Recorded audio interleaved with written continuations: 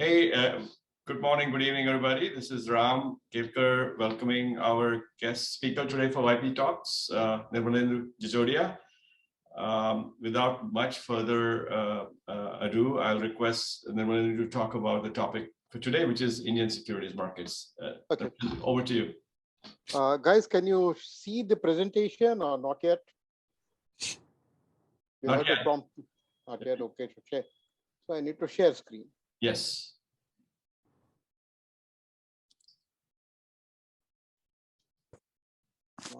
Was able to see it earlier. I don't seem to be able to see it now. Yeah, I know.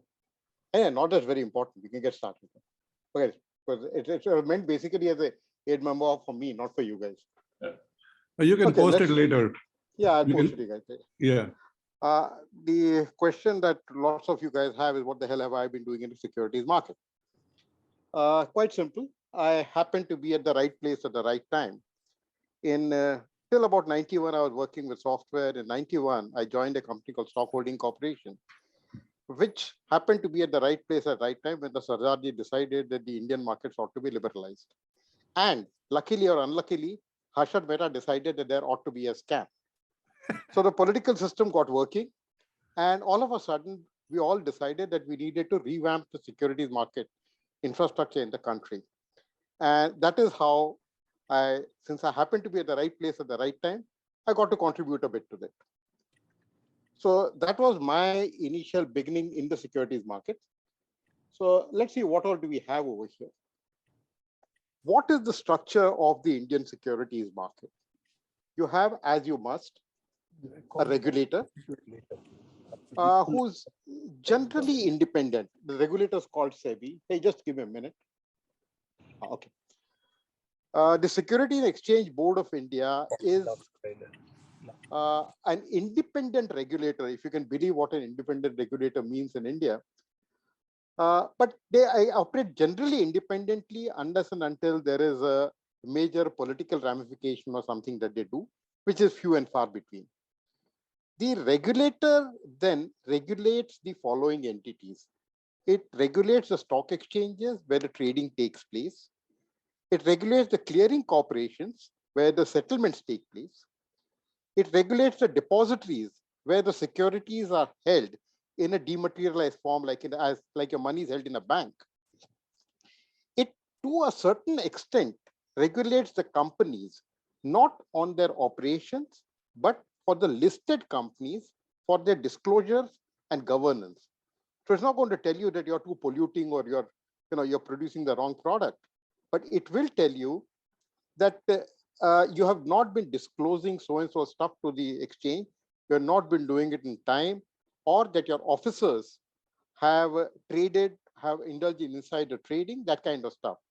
But otherwise, the companies are regulated under the Companies Act, which is a separate law. Then it regulates the other parts of the securities markets, which is the merchant bankers, the fund managers, the advisors. Funnily, in India, there's only one single license for a stock exchange. So a stock exchange trades both securities, it trades debt, it trades equity, it trades derivatives, and it also trades commodity derivatives. So it's all listed. It's a common license, but each product may be separately permitted or not permitted.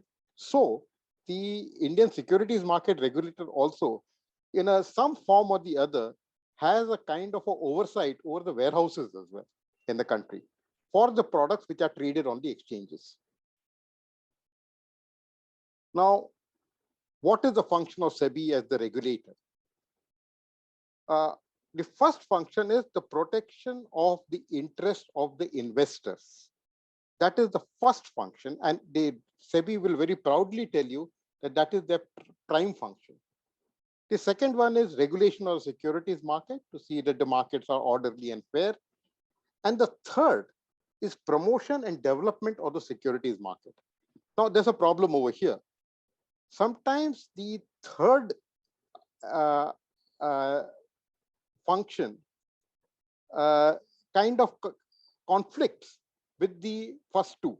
But if you want to promote the development of securities markets, sometimes you may end up favoring certain entities not as individuals, but as a group against the interest of some other entities. So for instance, the interest of a wholesale investor, like a mutual fund or a foreign portfolio investor, and the interest of the guy who's holding 10 shares of ACC and hoping to make a buck are not necessarily the same.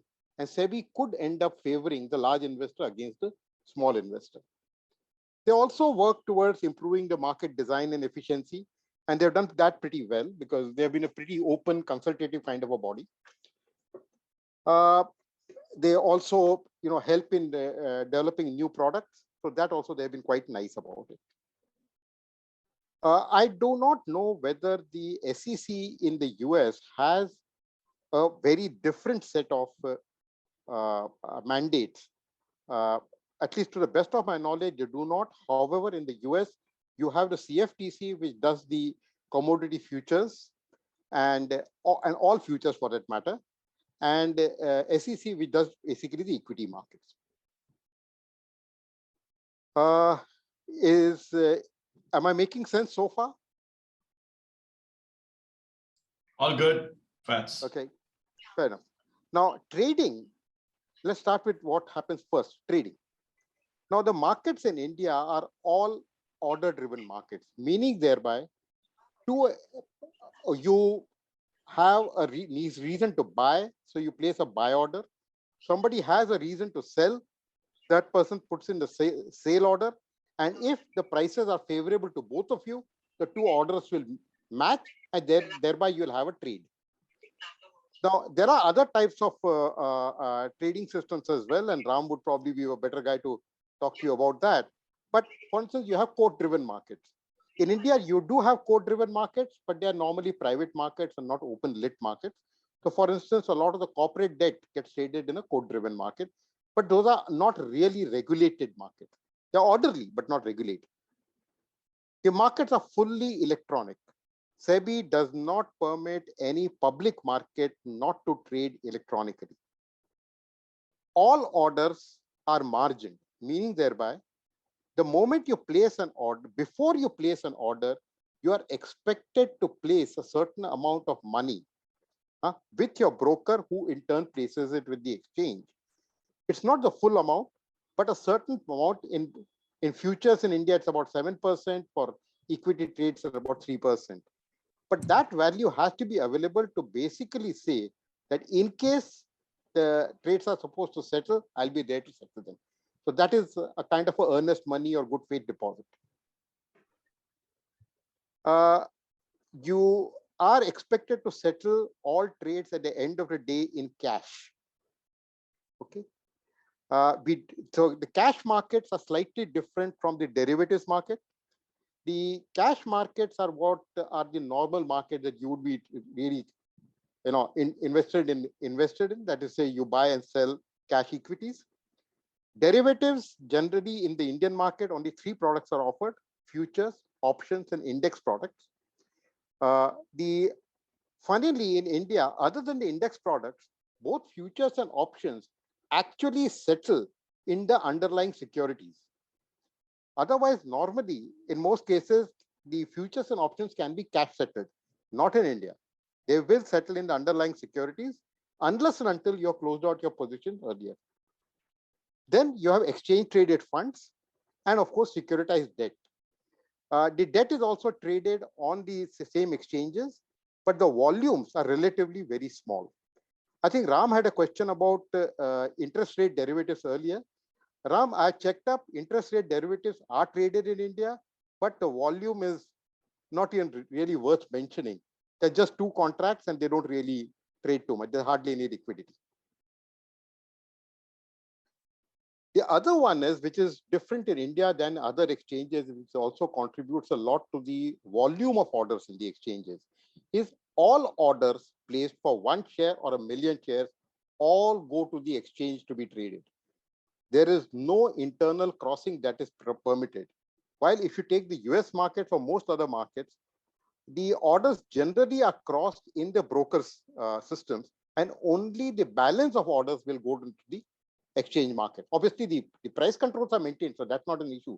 You don't lose money, but in case of India, all orders will go to the market, with the result that the phenomenal amount, phenomenal number of orders which come to the market is very high, and which leads to its own technology problems.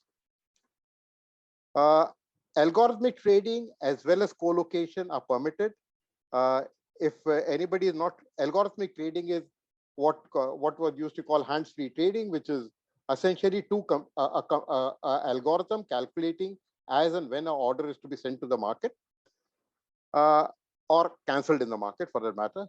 Co-location is you allowing to place an algorithmic order placement system very close, physically very close to the exchange trading systems, so that the the actual time taken between the decision to trade and the order to reach the exchange trading system is significantly small. We're talking microseconds here. We're not talking much more than that. But apparently people feel that it makes a difference. Again, there are two sides to that. Some may agree, some may disagree. Okay, settlements. All trades are settled in the clearing corporation, not bilaterally, but multilaterally in a clearing corporation on a netted basis. Meaning thereby, for a particular security, all trades which are being settled by a particular settling agent, which is generally the clearing broker, are netted for both money and securities, and only the net amount is settled. So this is much more efficient in terms of capital, because you don't have to put up money for your buys and sells separately. You have a single netted position and you settle only that. The clearing corporation is legally a central counterparty. But in case of a netted trade, once you netted, who did you trade with? Now it's quite unknown, because now you got a net position. So the net position is settled against the clearing corporation. Now this is a legal central counterparty. So the clearing corporation is responsible for ensuring that you get paid or your securities get delivered, irrespective of whether somebody else failed to deliver money or securities. Now that is a great comfort to most people trading in the Indian exchanges. So far, to the best of my knowledge, in the last so many years, there has not been a single settlement failure. There have been various issues, but there has never been a single settlement failure. All settlements have actually resulted in money being delivered to the people who are owed money and securities being delivered to the people who are owed securities. The trades are settled on a T+2 basis. That is, if you trade it today, you will receive your funds and money on the third day after today, because the broker will take a bit of time. You can get it normally on the T+2 evening. So Monday trades should be available to you on a Wednesday evening basis. Proceed should be available to you on a Wednesday. Some experiment is going on with T+1 for a few securities. My guess is in another 3 months' time, SEBI will start mandating T+1 settlements. The funds are settled through the normal banking channels. Securities are settled through the depository. Now, there are two depositories in a sense. There's a CDSL and there's NSDL. They are identical in all respects except for the ownership. There's also a third deemed depository, which is the Reserve Bank of India. So some of the government securities may settle there separately, because under certain laws, government securities can be, the accounts of such government securities can be kept only by the Reserve Bank of India. There are some attempts to modify that law, but it depends on whether the Parliament finds the time to modify the law. Technically, there is absolutely no issue. Okay, now what is a depository? Now, if you look around, we have had depositories for money for a long time. We call them banks. We borrowed exactly the same idea to say that why do people need to own share certificates? Why can't they just own an entry in an account in a ledger maintained somewhere? And that was the genesis of the depository system. It took time purely because the number of laws which were needed to be modified to recognize electronic entries as wealth. Because till the time the Depositories Act came along, nobody had the ghost of no law recognized wealth managed in any fashion other than as physical currency, bullion, trade certificates, etc. Even the banking system ultimately was an entry, but it wasn't a final entry. The final entry was always what was produced as currency notes. So the depository system essentially changed a lot of these things and recognized two things. One is you could own securities as a electronic book entry, and two, the courts in the country had to recognize electronic records as proof. So it came in through the back door, but that was the far-reaching impact of the Depositories Act. All securities in the depository in India are held in the name of the individual beneficial owners. So it is not an omnibus account like you in the US, where let's say Merrill Lynch manages your account and the securities at DTC are maintained in the name of Merrill Lynch. And then in turn, Merrill Lynch keeps a record of your specific accounts. So the proxy distribution, etc., takes place through Merrill Lynch. While in India, you end up having a direct relationship with the company. You don't need a broker in between. There are about 10 crore accounts today in the depositories. That's about 100 million accounts. Of course, this includes duplicates. So some people may choose to have more than one account and it's not prohibited by law. All securities are uniquely identified using a standard numbering system called the International Securities Identification Number.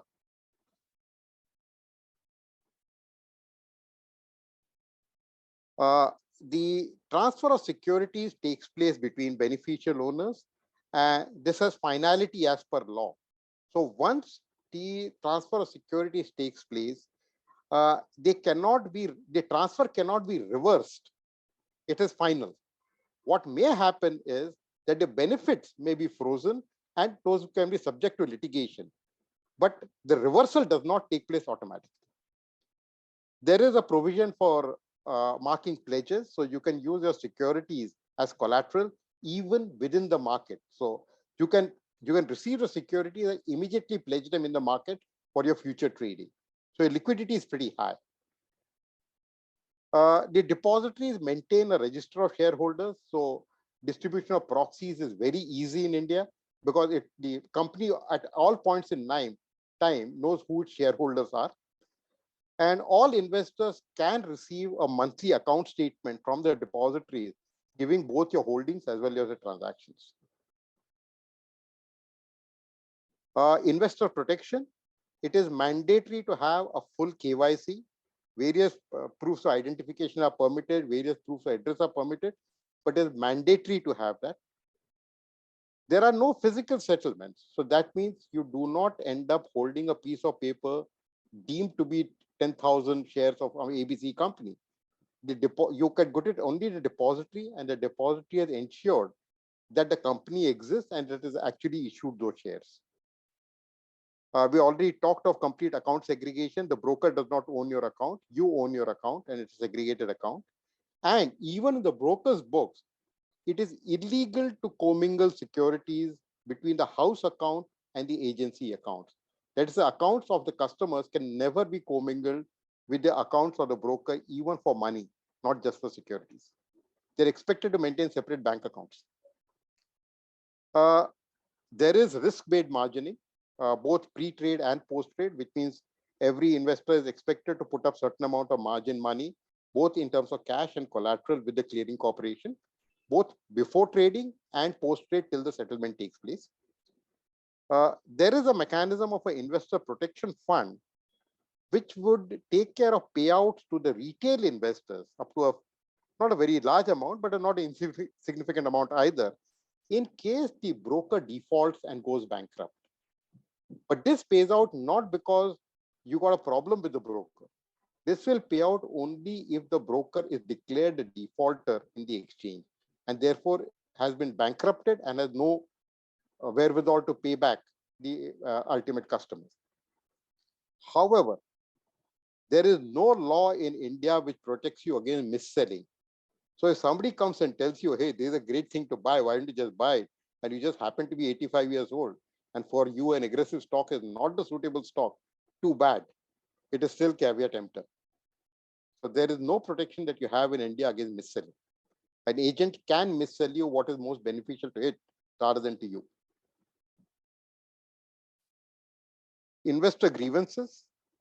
The first level investor grievance is with, you can file your charges with the broker's compliance officer, who is supposed to be reporting directly, bypassing the executive management to SEBI. So the compliance officer of every market intermediary has a direct relationship with SEBI. The second level, you can go to the exchange. Again, all exchanges are expected to report on a monthly basis the full details of the investor grievances pending with them. All exchanges also have the provision for a full arbitration process, which is guided by the exchange, not by the brokers or by anybody else. At the third level, you always have a right to go to SEBI. You also have a right to go to an appellate tribunal, which sits on top of SEBI's decisions in such cases, not of course in administrative cases, but in such cases. And only at the fifth level do you need to go to the judicial system, which in India tends to be a bit slow. What are the issues that the markets face? One is there's a lack of education at all levels. In India, we do not teach financial literacy to people till they come into the 9th or the 10th standard. And that also, if at all. So people, by the time they reach college, are blissfully ignorant of what happens in financial markets. If you're lucky, you would have be taught about banking and maybe some amount of interest calculations. But beyond that, you don't really learn anything. The second is a big problem with all of us as investors, which is an unwillingness to seek and pay for financial advice. So if you're not seeking financial advice, obviously you make a mistake. You're uneducated. And then you don't pay for financial advice, in which case, well, you get the advice. The advisor got to be paid somehow. So now you become the product. The regulator at times will take decisions because ultimately the regulator is manned by functionaries who are part of the government up to a particular point in time. I have some disturbance coming in. Is somebody trying to say something? No. Okay. And sometimes, as I said earlier, regulator ignores the regulation role for market development and promotion. So sometimes you have something like the gift city as in Ahmedabad, which is very lightly regulated. I hope it doesn't cause another disaster, but having been in the market long enough, I'll say one thing. If it can be gamed, it will be. And right now, I think the possibilities are fairly high. Okay. Any questions so far? Nitin, are you channeling the questions? Yeah. So 2 questions so far.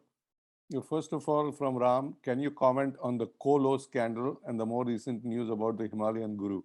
Do you expect this to lead to better regulation and enhanced controls? Okay. And another question was, Nirmal, can you comment in general terms on NRI in brackets OCI considerations? Specifically, do you feel NRI OCI should have confidence in stability of a regulatory landscape? I'll take the second question first. I would say most definitely, because the law does not distinguish between NRI, OCI, and the Indian citizen. So you will have the same class of treatment that any person based in India would. However, that being said, remotely managing investments is not something which I would recommend, because ultimately markets move pretty fast and you guys are in the wrong time zone. So it may make more sense to operate through slightly slower moving instruments like mutual funds rather than try to intervene directly in the market. But you pays your money, you take your chances. But in terms of regulation, I have full confidence in the markets. So that's all I could really say. As far as, okay, I'll talk about the various scams which have taken place one after the other. And you'll discover that the scams actually take place not in the markets. They take place elsewhere. The money flows into the markets. So like if somebody robs a bank and then invests that money in a market, is it a market scam or is it somebody just theft? So you got to figure that one out. So let's start with the first one and the most famous one. And I'll tackle Ram's interest also at a appropriate point in time. Harshad Mehta. Harshad Mehta scam was a scam where he scammed the banks by giving them receipts for government securities which he did not own, took money against them and used that money in the stock market. In fact, one of my favorite stories was that when the Bombay Stock Exchange walked up to Harshad Mehta and said, "Hey, you owe the exchange so much money and the whole everything is coming up for settlement next week. So do you have the money?" The guy wrote out a check on State Bank of India for the full amount. So he paid for the securities in advance. Now, was there a scam in the stock market? No. The scam took place in the banking system where RBI was not able to update its books fast enough for the government securities. So people traded receipts of government securities, so to say, essentially saying I basically signed IOUs. And well, what was backing the IOUs was not known. But what Harshad Mehta did do was he ramped up certain prices. So ramping, if at all, to be treated as a criminal act, yes, that was a criminal act as far as the stock market is concerned. But as far as settlements or payments in the market is concerned, he met all his commitments. At the same time, there was one poor guy who actually got arrested and died in jail, was Bhupen Dalal. Exactly the same thing, but the proceeds were not used in the markets. The proceeds were used for other asset classes. He got jailed. The third thing which took place, the scam which took place at that time was what was called the home trade scandal. If some of you might remember, Sachin Tendulkar was the brand ambassador for home trade at that time, and lots of other such people. The home trade scam again was a scam in the government securities market where non-existing securities were sold to various private provident funds. So corporates who ran provident funds to invest their employees' retirement funds bought these government securities, assuming that they had bought government securities. Actually, they got handed pieces of paper which were worth nothing. So again, no scam took place in the securities market as yet. Then we come to the Ketan Parekh scam. The Ketan Parekh scam was purely a securities market scam where prices were manipulated, shares were ramped up, settlements were not met. So all kinds of things took place. A lot of circular trading took place, pump and dump, you name it. Everything took place. Again, detected, punished. Man, I think is still in jail or maybe out on bail. Then you had the national NSEL was, I forget what was called at that time. Okay, it was basically a scam in a commodity spot market. It was NSEL was National Spot Exchange of India Limited. These guys traded 11-day forward contracts. A forward contract is different from a future contract, is a contract which will result in delivery by the end of 11 days. A future contract can be squared off. So these guys traded forward contracts based on commodities supposed to be in warehouses where neither the warehouse nor the commodity existed.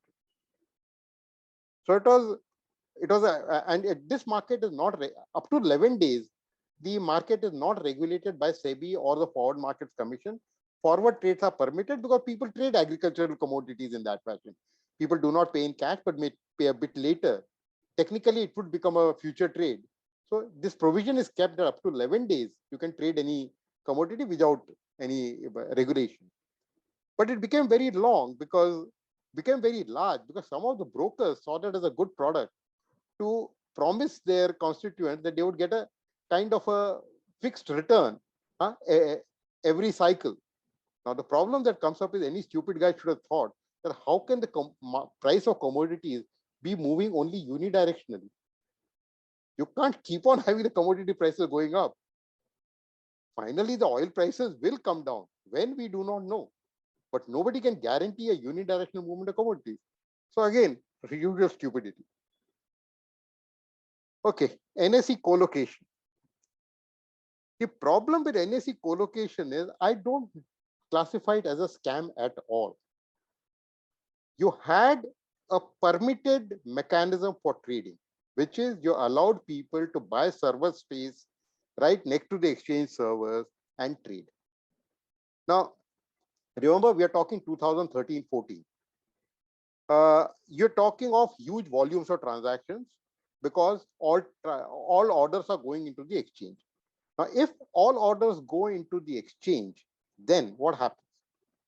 The number of transactions increases and the number of price signals will be generated by every order, but every order will result in either a change in price, it's a new price, or a new quantity, what will add to the outstanding quantity, which has not yet been traded.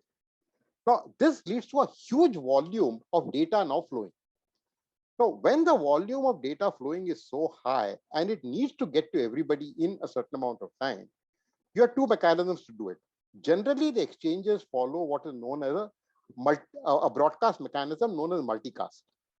Some of you might be better networking engineers than I am who attended TCP/IP stack better. But essentially, multicast was one of the add-ons to the original TCP standard. It's not very well defined, but by and large, it works with most equipment. But there are times when multicast may result in floods. Other thing with multicast is it is not guaranteed delivery of a message. Multicast cannot guarantee delivery. So what do? You set up a TCP channel. When you set up a TCP channel, you need a TCP server. Now, if there exists a TCP server is going to serve the prices in a round robin fashion. First come, first serve. So what NSE had at that time were two such TCP servers, one the main server and the other the failover. And all the brokers were supposed to say, God promise, I will not touch the failover server. Then my haath nahi lagayega. So you tell me, if I were a broker, if I got a chance to touch the failover server, which is not at all loaded, what would I do? I'll bloody well go and do it. So it's as simple as that. That is what actually happened on the floor. Now, the rest of it is whether there was criminality involved, whether somebody let him do it, whether somebody did not do it. Anybody's guess. I'm sure the cops are trying to find out. If they find out, all the best to them. The other issue, which is a slightly more technological issue, is see, in 2013-14, we were all using basically Unix as our operating system. NSE, for some strange reason, has been using these fail-safe non-stop servers, not the tandem non-stop. They buy it from a much smaller company. Great servers, but the operating system was proprietary. Now, trying to find a load balancer and randomizer, the technology itself was not fully understood in case of a multi-node cluster. But trying to find a load balancer and a randomizer in 2013-14 to handle these kind of transaction loads was, let me put it this way, a non-trivial issue. Post facto, people are much wiser. They they managed to implement a randomizer and a load balancer, and things are the same. They are much better. They also got rid of TCP for delivery of messages. They're gone to using multicast. So it's a question mark whether it was a scam as such. If there was, then it was a very trivial scam. Somebody got bribed. It wasn't the scam of the level there. However, is co-location per se a scam? Well, all the markets in the world are doing it. It's permitted. So I guess the markets do not treat co-location as a scam. My personal view, no, I don't think co-location is required or ought to be permitted. But it works fine even without it. Markets have worked fine without it. So I don't think it's really required. But hey, I'm only one guy. Now, Ram, does it answer your question? Yeah, it does. So very quickly, one follow-up, which is that with the randomization and some of the changes that they implemented, do you think that prevents a flash boys scenario emerging? I'm not the expert on it now, but the people who are using it and the various auditors who have audited it tell me that it is now absolutely fair. There's no way of gaming the system now. But within the limits of the technology as you know it today. Now, if there's a guy who's working on something better than all this stuff, I don't know. Nor do you, for that matter. Okay, what is the current issue? The current, I would say it's a scandal. It's not a scam. It's a failure of governance. A young lady, I've known her for a long time, extremely smart, thought she needed external help to help her manage the exchange. So she hired somebody who did not necessarily have the qualifications to help manage the exchange. However, the way she went about it was violation of all corporate governance norms. For instance, one of the first things which the SEBI rules for exchanges says is that any key employee, and a key employee is defined as somebody who can take decisions which affect the overall functioning of the exchange, must be appointed by the board of the exchange and not by any individual. And they've laid down a procedure for how a key employee ought to be appointed. Similarly, they've also said that a key employee also has a direct relationship with SEBI. So every key employee is to be named and identified to SEBI, and SEBI can ask that particular employee to present himself or herself to SEBI for exchanging any information. So here now you have a case where a person who are obviously not qualified, appointed to a key role, and the board of the exchange being complicit in that appointment. So it did not affect the functioning of the markets as such, except in a very indirect fashion, that you had an incompetent person or a unqualified, I won't say incompetent, but an unqualified person in the upper echelons of the bureaucracy of the exchange. And therefore, he might have impacted the working of other people. But was there a scam there? No, at least I can't see a scam. Now, whether the chief executive of the exchange thought that this was done because her guru told her to do it, I too believe in fairies, but not so many. So I don't think there was a scam. It was a failure of governance. And it also tells you one more thing, that just because you have big names on the board does not necessarily mean that they function in the way that they ought to function. But would the ex-finance secretary of India have any problems in asserting his views? No, but he chose not to. A judge of the Supreme Court, a High Court, chose not to. But if you have a board meeting of a regulated institution where you don't minute certain items which have been discussed, that happens in a Lala company, cannot happen in a board managed regulated company. So yes, it was governance failure at all levels. That's how are they at risk of being sued? Like in the US, if a board member is derelict in duty, they are at severe risk of lawsuits. Same thing happens in India? They are at risk, but it's a civil suit.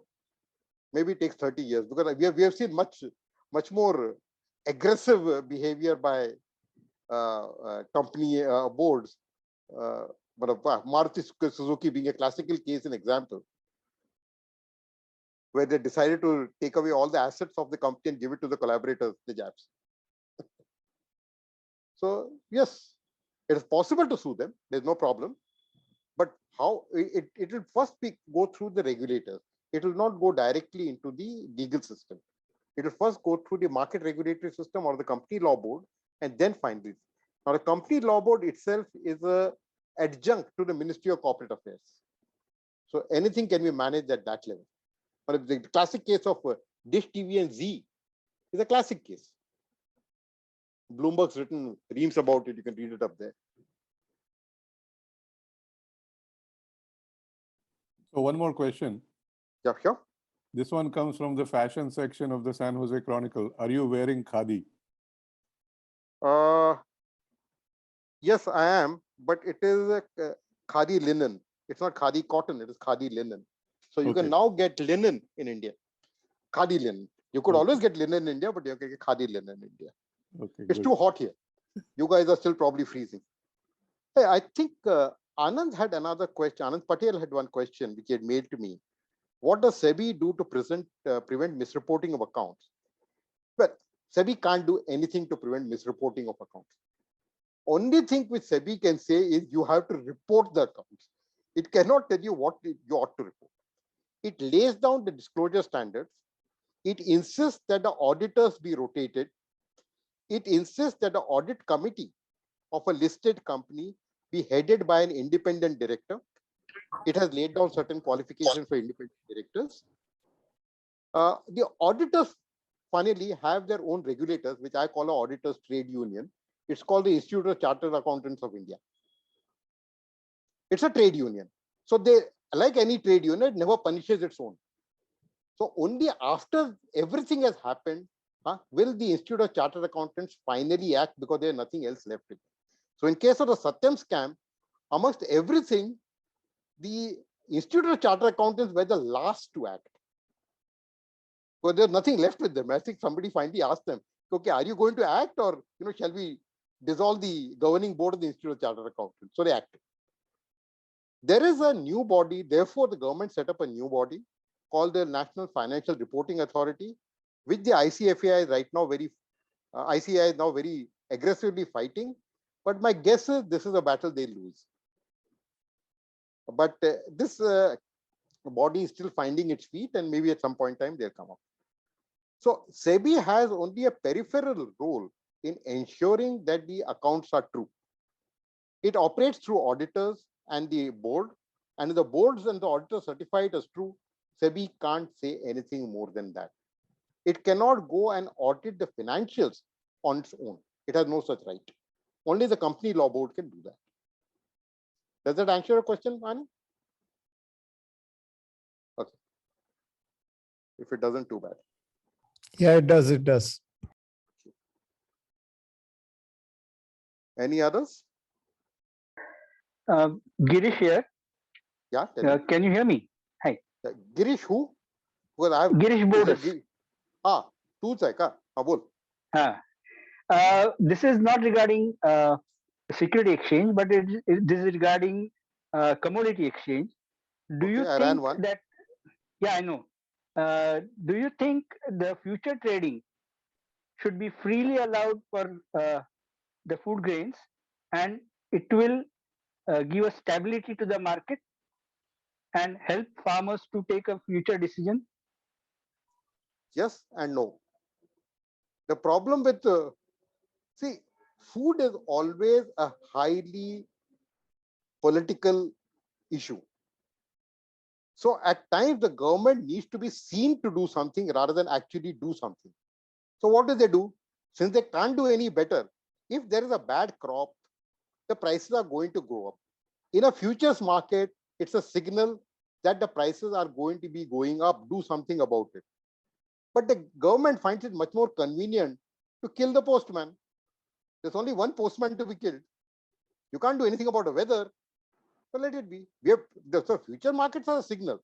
So it's a very political issue. According to me, yes, future trades, it needs to be regulated. But whether it should be allowed, yes, it should be. If you can permit spot trading, why can't you permit future? So it helps in price discovery. Whether it will improve production, I don't think so. We have had oil trades being traded for how many years? Oil trade forward and future markets have existed in this country for more than 150 years. Has the production of oil seeds gone up as a result? No, we are still importing oil. A large quantity of our edible oil continues being imported. How does that change? Markets can't do that. No? A future market can't do that. No, but would a price discovery, let's say in case of tomatoes or potatoes, would it help taking farmers a informed decision that after 3 months there's going to be a crash, therefore they don't go for it? Well, in case of potatoes, it's likely, Girish, there's a question we'll have to have a separate discussion on it, because the problem with potatoes is they need to be stored. And at some point in time, the cost of storage, when the new crop is coming in, the cost of storage doesn't justify its storage. So it's better to convert it to vodka at that point in time. Because there's a problem. There's a new crop coming in, which is going to come in cheaper than the old crop that you're storing. So there's a cost of storing that vodka, there's the electricity cost. Not worth it. What are you going to do with it? Everybody knows that. You can't do much about it. Tomatoes are a different game because tomatoes, trying to trade tomatoes, they're too perishable. They will not, you will not be able to store them beyond a point. So the crop cycle is very short. So in these two specific cases, I would not recommend that you have major futures contract. Potatoes has been tried, but none of the contracts has really worked.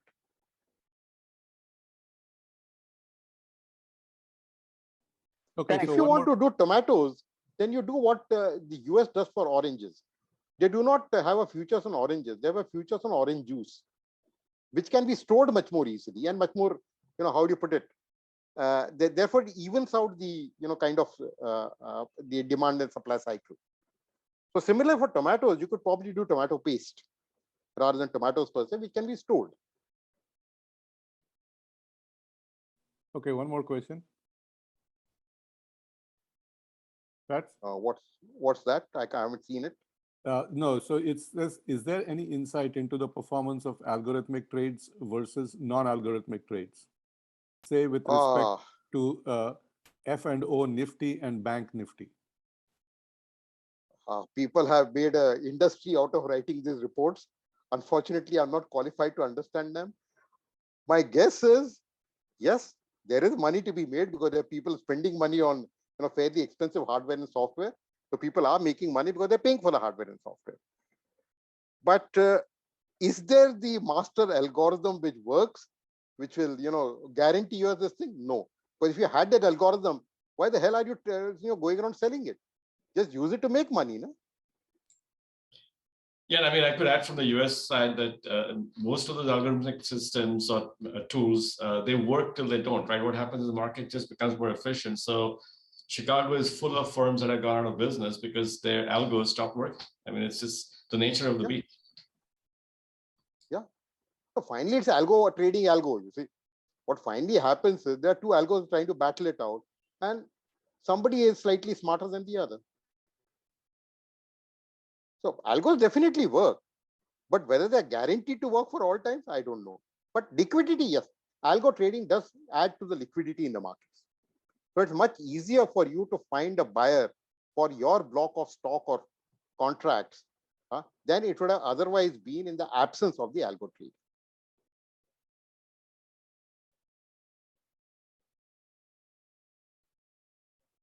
Amulya had something. Is contributing to the PJs on the forum. He says, you're saying that in the case of trading tomatoes, there's always an opportunity to catch up.